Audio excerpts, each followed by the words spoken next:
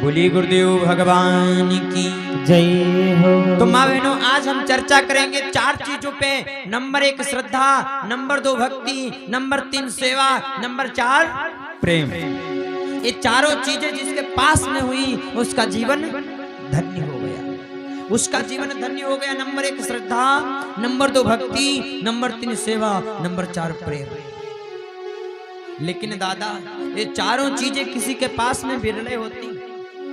अगर जो किसी के में श्रद्धा है तो भक्ति नहीं, भक्ति है तो श्रद्धा नहीं, सब कुछ है तो प्रेम नहीं, यानी कुछ न कुछ इन चारों में से किसी न किसी की कमी जरूर रहती है। ये चारों चीजें थी किसके पास में? आप लोग सुनिएगा कथा। चारों चीजें किसके पास में थी? आप लोगों ने दादा नाम सुना होगा सबरी का। ये शबरी एक सम्भ्रांत जात की लड़की थी, भीलन जात की लड़की थी, और भीलन कहते हैं पासी। ये पासी जात की लड़की थी। सबरी जब मां बहनों विवाह के योग्य हो गई, जब सबरी विवाह के योग्य हो गई तो सबरी के पिता ने सबरी का विवाह तय कर दिया। विवाह तय कर दिया और जैसे कल बारात आने वाली है और सबरी के पिता ने आज, जैसे कल बारात आने वाली है, सबरी के पिता ने आज 500 बकरे मंगवा लिए। 500 बकरे मंगवा लिए। जब 500 बकरी मंगवा लिए, मैया सबरी ने देखा तो अपने पिता से कहने लगी, पिताजी। शबरी मैया ने पिताजी से कहा, पिताजी। बोली, काहे पिता इन्हें मंगवाए? पिताजी, अरे इन बकरों का क्या आप रोजगार करोगे? कब छकड़ी बकड़ी पड़ी हो महाराज? पिताजी, क्या आप छकड़ी बकड़ी पालोगे? सबरी कहती पिताजी से, पिताजी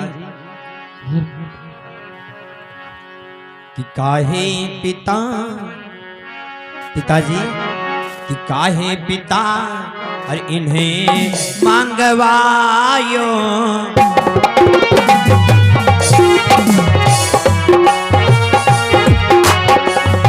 काहे पिता इन्हें मांगवायो? कहे वसुता तेरो प्यार रचायो। काहे पिता इन्हें मांगवायो? कहो सुता तेरो प्यार रचायो। काहे पिता इन्हें मांगवायो? कहो सुता तेरो प्यार रचायो। हाय काहे पिता इन्हें मंगवायो? कहे वसुता तेरो प्यार रचायो। काहे पिता इन्हें मंगवायो? कहो सुता तेरो प्यार रचायो। शबरी ने कहा, पिताजी काहे पिता इन्हें मंगवायो? कहे वसुता तेरो प्यार रचायो। काहे पिता इन्हें मंगवायो? कहो सुता तेरो प्यार रचायो। काहे पिता इन्हें मंगवायो? कहो सुता तेरो प्यार रचायो। पिताजी, अरे इन छगड़ियों का, इन बकरों का क्या करोगे आप? अब क्या रोजगार करना है क्या? तो सबरी के पिताजी ने कहा, बिटिया कल तुम्हारी शादी है ना, विवाह है? बोली हाँ। सबरी के पिताजी ने कहा, तुम्हारी बारात में मैंने 500 बकरे मंगवाए। 500 बकरे किस लिए? बोले बारातियों का स्वागत करने के लिए। सबरी ने कहा, बारातियों का स्वागत ये बकरे करेंगे क्या? अरे बकरे बारातियों का स्वागत करेंगे। सबरी के पिताजी ने कहा स्वागत ये नहीं करेंगे, स्वागत तो हम करेंगे, लेकिन भोजन के लिए इनको लाया गया है, इनका मांस पकाया जाएगा, मांस पकाया जाएगा। और मैंने 500 बाराती बुलाए हैं बारात में, 500 बाराती, एक बाराती पे एक निप्स बकरा दिया जाएगा। हाय हाय, एक बाराती पे एक निप्स बकरा दिया जाएगा। जैसे सबरी ने इतना माँ बहनों सुना तो सबरी विचार करने लगी, मैं कितनी अभागन हूं, मैं कितनी अभागन हूं, मेरी एक जान के पीछे ये 500 जाने चली जाएंगी। शबरी ने सोचा मुझे बहुत पाप लगेगा, बहुत पाप लगेगा। हमने बताया था दादा, जहां पे 500 जाने बच रही हो और एक की जान जा रही हो तो जान चली जाए, कोई बात नहीं। अरे जहां पे 500 लोगों की जान बच रही हो वहां एक की जान चली जाए, कोई दिक्कत नहीं, 499 बच जाएंगे। सबरी ने सोचा अगर जो शायद मैं न होती तो ये 500 बकरे न मारे जाते। तो सबरी ने मन ही मन में प्रण किया, मैं खुद को समाप्त कर दूंगी, लेकिन इन 500 बकरों को मैं बचा करके रहूंगा, बचा करके रहूंगा। सबरी मां बहनों, सबरी ने किया क्या? सबरी ने किया क्या? रात्रि हो गई और रात्रि के समय सबरी अपनी छत पे चढ़ गई। रात्रि के समय सबरी मां बहनों अपनी छत पे चढ़ गई और छत पे चढ़ गई, सोचने लगी मैं छत से कूद जाऊंगी, गिरूंगी नीचे, मर जाऊंगी। सबरी ने विचार किया और चढ़ गई छत के ऊपर और छत से छलांग लगा दिया, ये धड़ाम से कूद गई। लेकिन मां बहनों सबरी कूद तो गई, लेकिन सबरी को एक खरोंच भी नहीं आई, खरोंच भी नहीं आई, क्योंकि कहा गया है जाको राखे साइया मारी सके ना कोई, बाल न बांका करी सके चाहे सब जग बैरी हो। अरे जिसका भगवान रक्षक है दादा, उसे कोई नहीं मार सकता। जाको राखे साइया मारी सके ना कोई, बाल न बांका कर सके चाहे सब जग बैरी हो। देहात में कहावत कही जाती है, जिसका राम रक्षक उसका कौन भक्षक। दादा लोग भजन बोला करते हैं, जगत में जिसका जगत पिता है रखवारा, उसे मारने वाला मैंने अब तक नहीं निहारा। जगत में जिसका जगत पिता है रखवारा। सबरी को मां बहनों खरोंच भी नहीं आई। सबरी ने सोचा हाय हाय, अब मैं क्या करूं, क्या करूं, क्योंकि मेरे तो प्राण भी नहीं निकल पाए, और प्राणों की बात छोड़ो, मुझे एक खरोंच तक नहीं आई, खरोंच तक नहीं आई। दादा परहित सरिस धर्म नहीं भाई, और पर पीड़ा सम नहीं अध माई। अपनी अपनी बिगड़ी को तो हर व्यक्ति बनाता है, अपनी अपनी बिगड़ी को बनावत हर प्राणी है, लेकिन देश की बनावे बात वही नर ज्ञानी है। दादा अपनी तो रक्षा सब करते हैं कि हम बढ़िया सुरक्षित रहें, हमें कोई रोग ना आए, बीमारी ना आए, अपनी अपनी देख रेख सब करते हैं, लेकिन जो अपने साथ में किसी दूसरे की भी रक्षा करे वो कार्य परहित कहा जाता है। दादा अपना तो कल्याण हो ही, लेकिन अपने साथ में किसी दूसरे का भी हित हो जाए, उसी को कहते हैं परहित। सबरी ने मां बहनों छलांग लगा दिया, लेकिन सबरी को कुछ नहीं हुआ।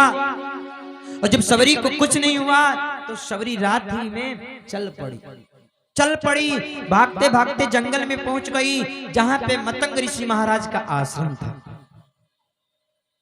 मतंग ऋषि आश्रम, मतंग ऋषि महाराज के आश्रम पे पहुंच गई। और मां बहनों मतंग ऋषि के आश्रम पे तमाम चेला लोग रहते हैं। सबरी आश्रम पे चढ़ जाती है, दिन जब होता है तो पेड़ों पे चढ़ जाती है, और जब रात होती है तो सबरी पेड़ों से नीचे उतर आती हैं और फूलों को तोड़ती है, फलों को लेती है, जो जंगल में फल लगे हैं, फूल लगे हैं, फल फूल ले करके, और जब सब चेला लोग सो जाते हैं, गुरुजी भी सो जाते हैं, तो रात में सबरी आती है और गुरुजी के चरणों में फल फूले अर्पित कर देती है। 2-4 दिन इस प्रकार से व्यतीत हुए। गुरुजी रोज देखते हैं, जब सुबह जगते हैं मतंग ऋषि महाराज तो देखते हैं क्या फल फूल चरणों में पड़े। मतंग ऋषि महाराज सोचने लगे, यार सब चेला लोग तो इतनी पूजा करते हैं, दिन में पूजा करते हैं, लेकिन मेरा इतना चेला कौन हमें मानने लगा कि रात में भी पूजा करता है। भैया ऐसा चेला कौन हो गया? सब चेला लोगों को मतंग महाराज ने बुलाया और कहा, आए चेला लोगों, अरे तुम में से ऐसा कौन है जो रात्रि में मेरी पूजा करता है? भाई दिन में सब लोग पूजा करते हो, अच्छी बात है, लेकिन रात में कौन पूजा करता है? माँ बहन सब ने मना कर दिया। बोले गुरुजी मैं नहीं करता हूं रात में। सब चेला लोगों से गुरुदेव ने पूछा, लेकिन किसी ने स्वीकार नहीं किया कि मैं रात्रि में पूजा करता हूं। आज मतंग ऋषि महाराज विचार करने लगे, मैं आज रात में देखूंगा कि कौन आकर के पूजा करता है, मैं सोऊंगा नहीं आज मतंग ऋषि महाराज ने एक हल्की सी चादर ले लिया और हल्की सी चादर अपने पूरे शरीर पे ढक लिया, ओढ़ लिया, और माँ बहनों जैसे रात्रि हुई सबरी प्रतिदिन की भांति आज भी फल फूलों को लिया और जैसे ला करके गुरुदेव के चरणों में अर्पित किया। जैसे अर्पण किया, गुरुजी ने फेंक दिया चादर। बोले कौन हो?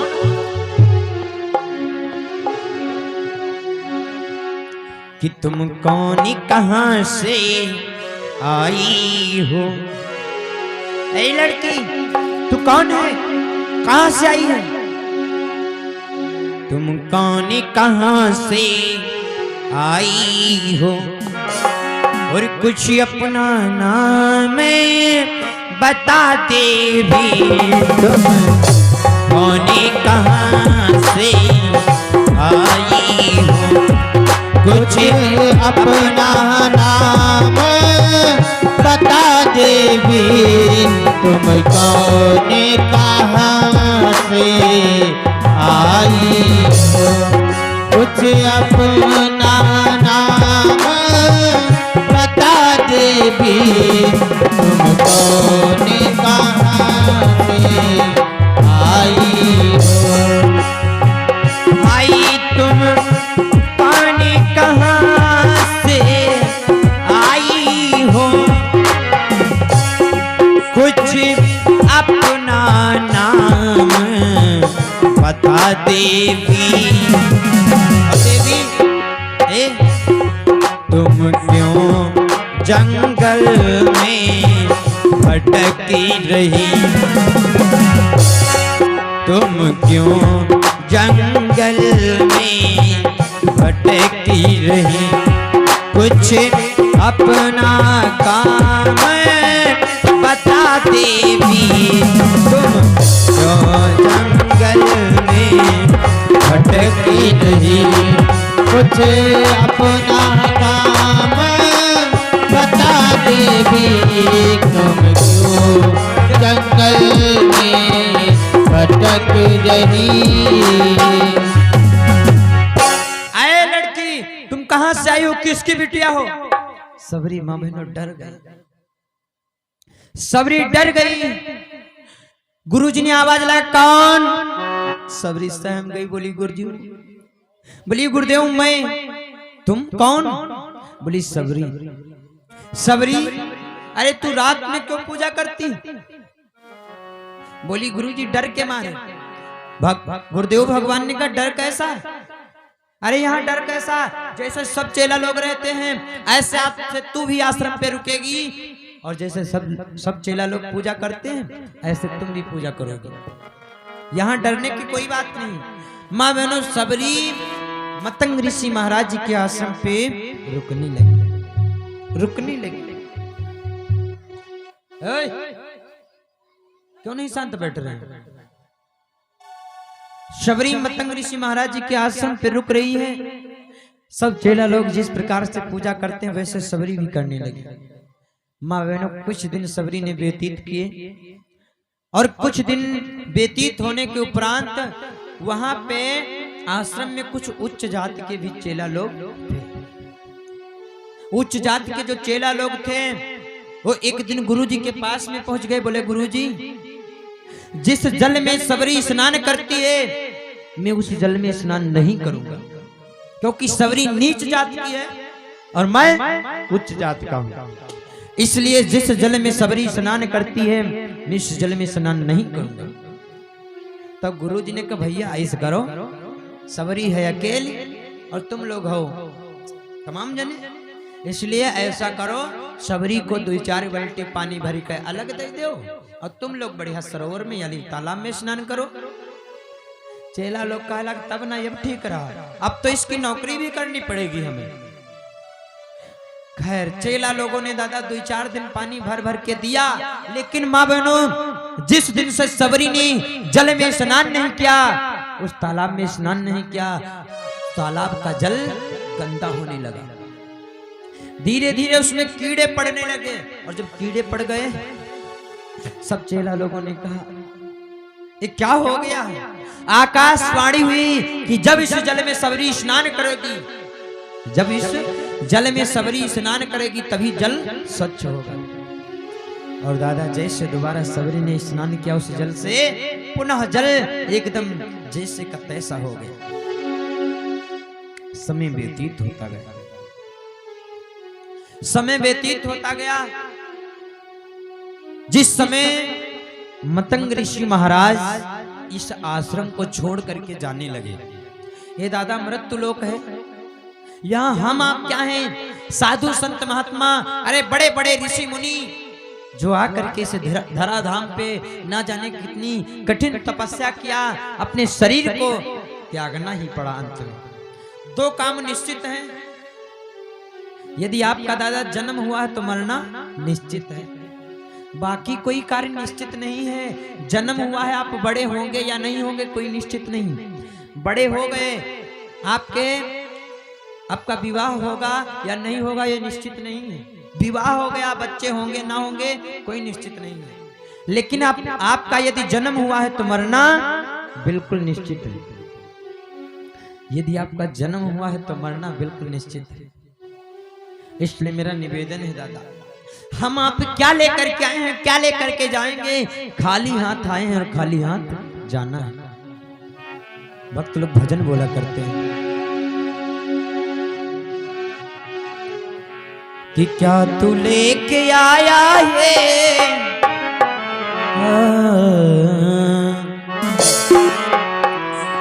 अरे क्या तू लेके आया है, क्या तू लेके जाएगा, क्या तू लेके आया है, क्या तू लेके जाएगा, क्या तू लेके आया है, क्या तू लेके जाएगा, क्या तू लेके आया है, क्या तू लेके जाएगा, क्या तू लेके आया है, क्या तू लेके जाएगा, क्या तू लेके आया है, क्या तू लेके जाएगा।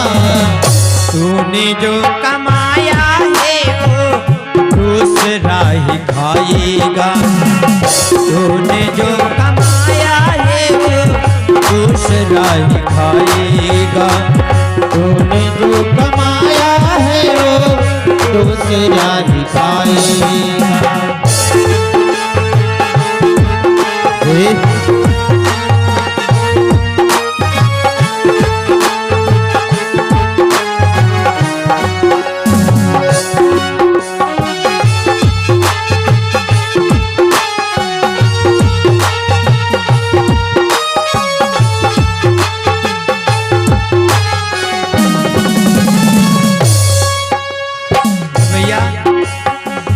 जब तलक ये सांसें हैं तब तलक ये रिश्ते हैं, जब तलक ये सांसें हैं तब तलक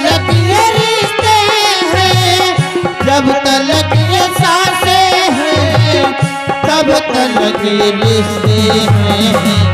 सांस जिस घड़ी टूटी है, सांस जिस घड़ी टूटी तो रिश्ता टूट जाएगा। सांस जिस घड़ी टूटी तो रिश्ता टूट जाएगा। सांस जिस घड़ी टूटी तो रिश्ता टूट जाएगा। सांस जिस घड़ी टूटी तो रिश्ता टूट जाएगा। क्या तू लेके आया है, क्या तू लेके जाएगा। खाली हाथ आया है और खाली हाथ जाएगा। माँ बहनों, जिंदगी भर व्यक्ति काम काज काम काज काम काज, मनुष्य को कभी काम से ज्यादा फुर्सत नहीं मिलती है ना। आज गन्ना बोना है तो कल गन्ना गोड़ना है, सींचना है, गन्ना बांधना है, अरे तमाम कार्य रहते, गेहूं बोना, काटना, विविध प्रकार के कार्य रहते हैं। जब तक हम आपका ये जीवन है तब तक दादा काम नहीं समाप्त होगा। काम जिंदगी भर चलता रहेगा। जिंदगी भर काम काज काम काज काम काज, और काम ही काज करते करते व्यक्ति मर जाता है, मर जाता है दादा। और जब आदमी मर जाता है तो फूंक के ना आ पाए, कहते भैया फूंक के ना आ पाए, कहते भैया ऐसे करो, अब फलाने नहीं रह गए, अब इनको काम काज कर डालो। कहते फलाने नहीं रह गए, अब इनको काम काज कर डालो। आपने किया है जिंदगी भर काम काज काम काज काम काज, और मरी गए हो। जब मरी गए हो तुम तो तुम्हारी घर वाले, तुम्हारे रिश्तेदार, तुम्हारे पड़ोसी तुम्हारा काम काज कोई डाले, तुम्हारा काम काज कोई डाले। इसलिए दादा काम भी करो, हम नहीं कहते कि काम ना करो ना, काम ना करियो खाइयो का। इसलिए काम भी करो, लेकिन काम के साथ में दादा कुछ समय ऐसा निकालो कि भगवान के नाम का गुणगान भी करो। काम भी करो, ये नहीं कहते कि काम ना करो। जैसे यहाँ पे कथा चल रही है, अपना काम भी करो, लेकिन 3 घंटे दिन में और 3 घंटे रात्रि में आप लोग समय अवश्य दीजिए। इस समय आपका क्या व्यर्थ में नहीं जाएगा दादा ना। ये यहाँ नहीं, भगवान के वहां एक एक पल आपका नोट किया जा रहा है। तो इसलिए निवेदन है दादा, इस समय जो हम आपको मिल रहा है ये बड़ी भाग्य से मिल रहा है। जिंदगी भर काम काज करते रहोगे कुछ नहीं जाएगा। कहा गया है मुक्ति का कोई तू जतन कर ले, ज्यादा नहीं, रोज थोड़ा थोड़ा हरि का भजन कर ले। और किसान के लिए दादा छूट है। किसान के लिए यूं ना है कि सुबह उठ के घंटी शंख बजाओ ना, किसान के लिए छूट है। ठाढ़े बैठे पड़े उताने, राम भजै सो बड़े सयाने। जब तुमका मौका मिल जाए, गन्ना ग्वाड़त हो राम राम करे लागो। गन्ना ग्वाड़त हो राम राम करे लागो। ट्रैक्टर चलाए रहे हो राम राम करो, खेत जोत रहे हो राम राम करते रहो। अरे दादा काम तो हम हाथों पैरों से करते हैं, और भगवान का नाम मुख से जाप करना है तो नाम भी स्मरण करते रहो। माँ बहन अपना रोटी बनाती जाएं, रोटी बेलती जाएं, और राम राम राम राम, राधे श्याम सीताराम सीताराम भी करती जाएं। क्या जाता है? काम हाथों से हो रहा है, भगवान के नाम का स्मरण मुख से हो रहा है। इसका लाभ मिलेगा, इसका आपको काम भी हो रहा है और भगवान के नाम का स्मरण भी हो रहा है।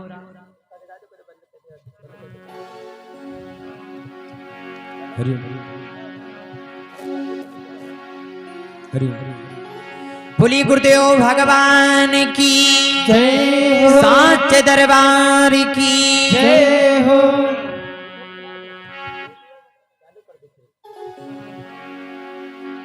तो जिंदगी भर काम काज रहेगा, इसलिए कहना है राम के